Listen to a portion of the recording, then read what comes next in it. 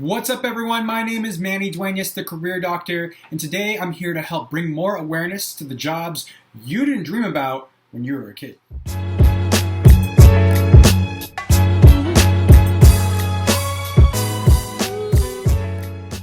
You heard right.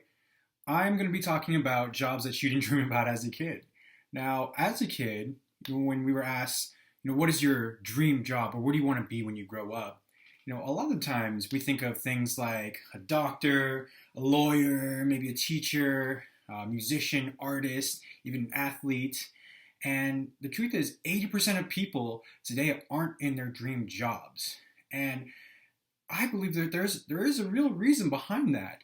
And a lot of the time it's because we just don't know what we want to do or what we want to be, what direction we want to go in. We haven't thought that far ahead yet.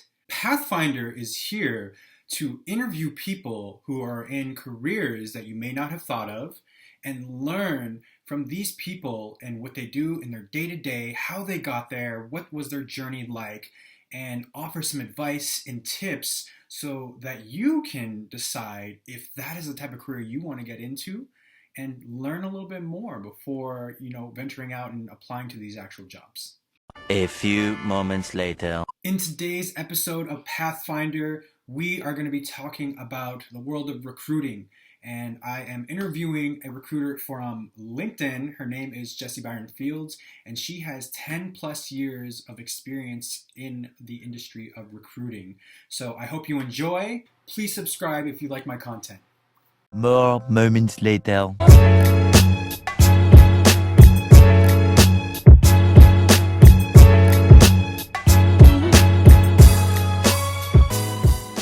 So we have Jessie Byron Fields with us today, and we are going to be chatting more about the world of recruiting. So let's jump into it. First question for you, Jessie, is why did you decide to get into recruiting?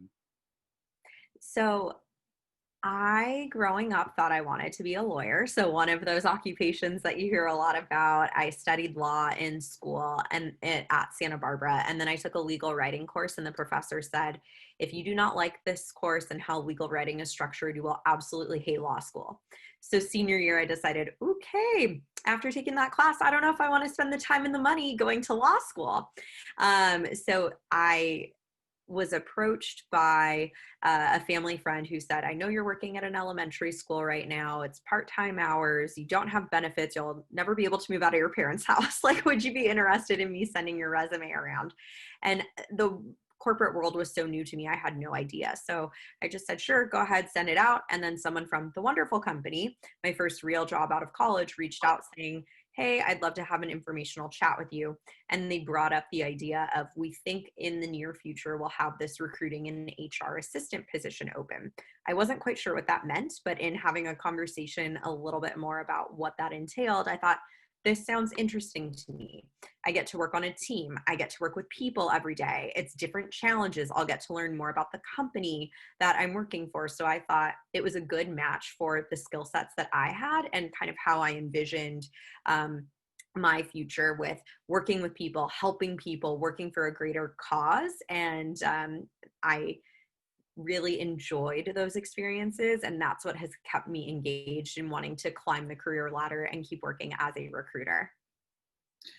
That reminds me of when I graduated from San Francisco State, and I thought I was, going to get into marketing, and I found out that I hated it, right? And then I saw, some friends in my friend circle that were recruiters, and so, I kind of, did a little bit of research and poked around and ended up doing recruiting myself as well.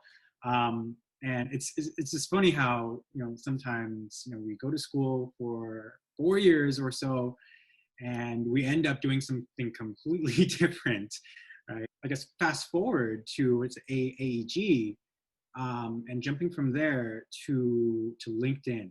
Now, how did that happen? What was that experience like getting into LinkedIn? So a former colleague and close friend of mine who I actually hired back at the wonderful company into her first corporate job had been working at LinkedIn for a few years. we've kept in touch over the years because we are friends outside of me hiring her back in the day. And she said, "Hey, we have an opening on my team. Would you be interested?" And I thought, well, of course I would be interested. As a recruiter, LinkedIn is sort of the pillar that I would strive to, achieve, and the company that I would want to be at, since they are a best in class company and really focused on top talent and creating economic opportunity. So I jumped at it and said, absolutely. She referred me into the role. I went through the interview process and was offered the job. And granted, I had never worked in tech before, so this was what felt like a big leap. And I was hired as a contractor. So that meant that I would have to give up my full-time job that I knew, had health benefits and all of the great perks that go along with the stability of being a full-time worker. But I wanted to take the risk and try something new and go to a company where I knew I could really continue to learn and grow my skill set and be surrounded by extremely smart and positive and fun people. So that's how I found myself at LinkedIn, was getting referred and taking the risk and making the move. And here I am. It's so important, right, to do our best work and truly, especially as a recruiter, help individuals. And you never know who's going to kind of be that person or the bridge, the connector to your next opportunity. It sounds like someone that you hired, you were still in good standing with, right, and referred you over to the LinkedIn opportunity. So that in itself is amazing. And I think a testament to the work that you do and the quality of work that you do. And I'm curious, now that you're at LinkedIn, what's something that you enjoy about your job, specifically at LinkedIn? What I enjoy is, there are so many things, but I think what I enjoy the most is that I get to work for a company that people really respect and they trust, and they are excited to join because they know that the company is doing really good things to help connect people to opportunities and create more of an opportunity to people who might not have all of the connections that, like, someone like myself was fortunate enough to have and get referred into the organization. So I enjoy being able to work for a company that has a great mission and a positive vision and is helping people. And so I'm able to make a difference in my own way. Maybe I'm not a doctor saving lives, but I'm helping to change the course of people's careers and bring them into a company that they're extremely excited about and able to make an impact at. Absolutely. I'm a big fan of LinkedIn myself. Let's have a little bit of fun here. I'm going to ask you a question. It's kind of like a fill in the blank kind of question here. So here's the fill in the blank. To be a recruiter, you should be what? Organized, a people person. You should have integrity.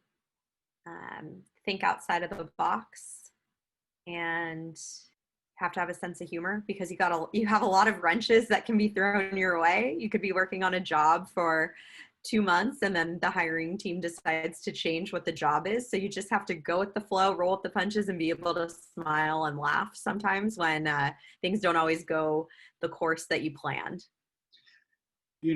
That's that last part. The sense of humor, I think, is so important. And the reason why is because recruiting can be stressful. Like you were saying, things can change, at the drop of a hat. And having that sense of humor, I think, is one of the things that, get you through your day, and also your career as a recruiter. What would you say are qualities that would make a good recruiter? I think what makes someone a good recruiter is that they need to have a passion for what they're doing. So you want to feel connected to the company that you're working for to help hire the best talent that you can, to make sure that the company continues moving in a positive trajectory forward. And then also taking an active interest in the candidates who you're speaking with, because they tell you a lot of information. You have to take notes. You also have to remember those things about people.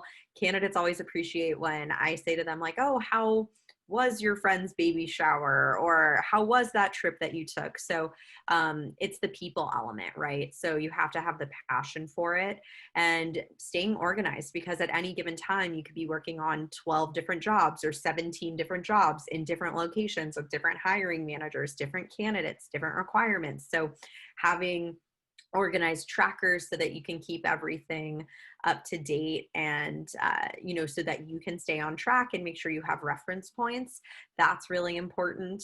I also think that, again, just being able to go with the flow and roll with the punches, because things change all the time.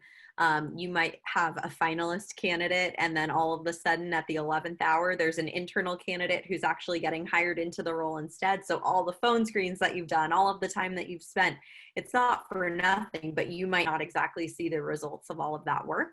So you just have to be able to go with the flow. And I think in 2020, we've learned that in life, you really have to go with the flow, because you never know what to expect. And I think that will make someone a successful recruiter. I completely agree with you. I'm very curious about, as a recruiter, what your day-to-day looks like. Like, let's say you hop on Zoom or you get to work. What happens next?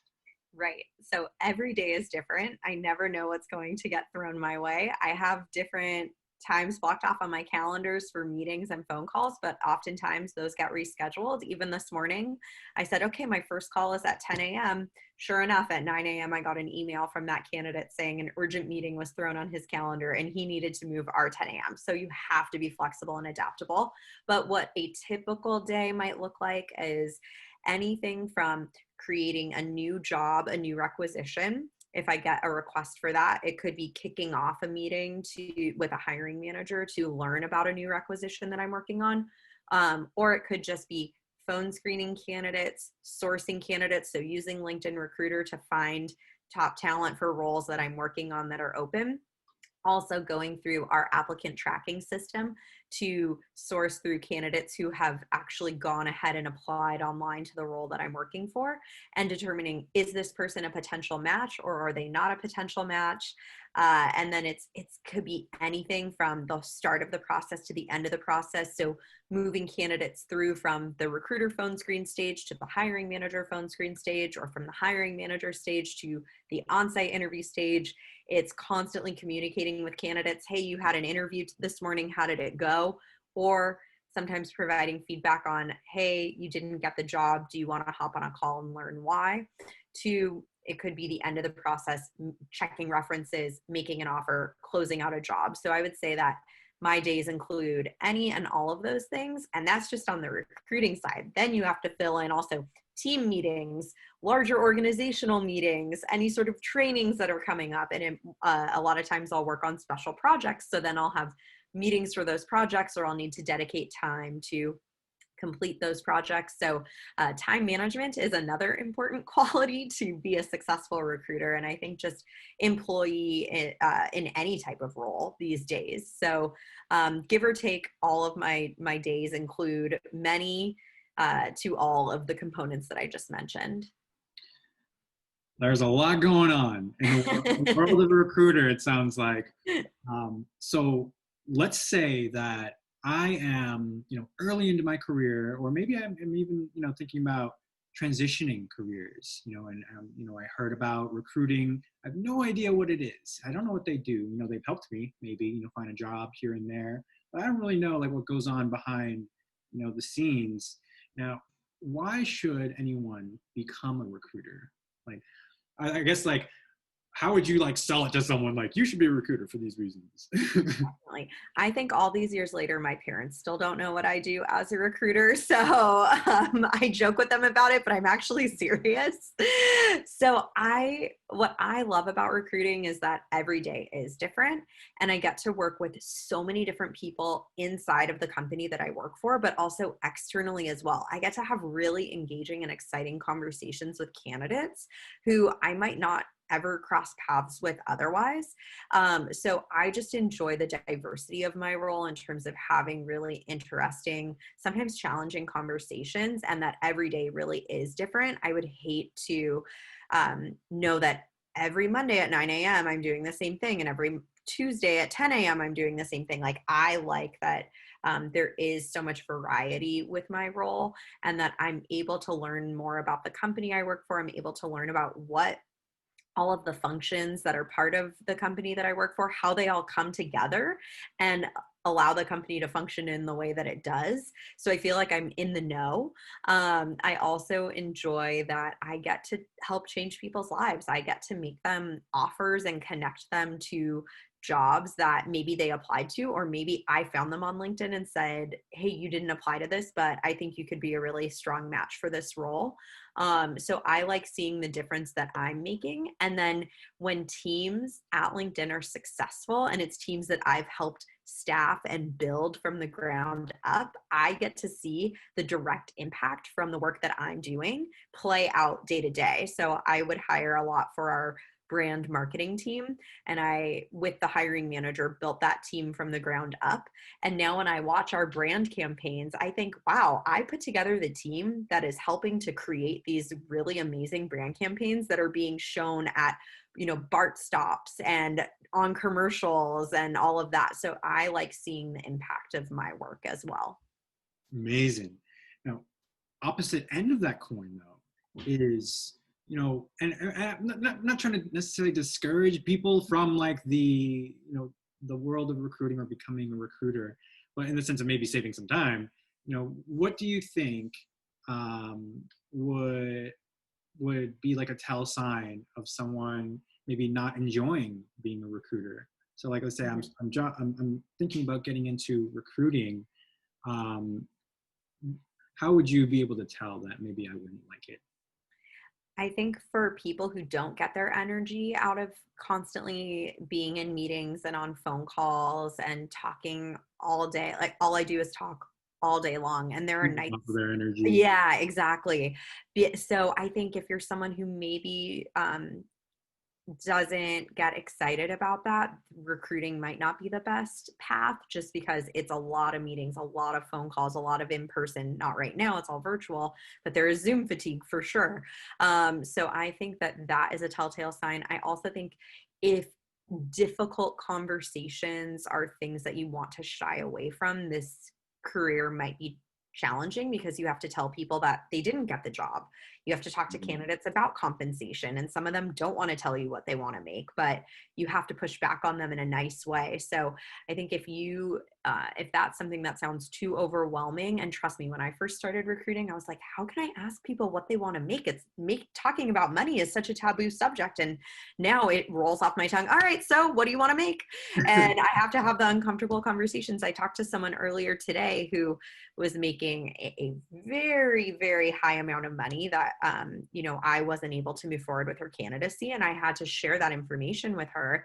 And it can be an uncomfortable or challenging conversation, but as a recruiter, you have to be comfortable with having those uncomfortable conversations. So I think that's it as well. And then if you're somebody who doesn't like the ambiguity, recruiting might not be the best path, just because you're not going to know every time you're looking at someone's LinkedIn profile or resume whether or not they could be a good fit for the role that you're working on. You have to take some chances. There are lots of gray areas. So if you're someone who doesn't like those gray areas, recruiting might also be, something that you would want to reconsider.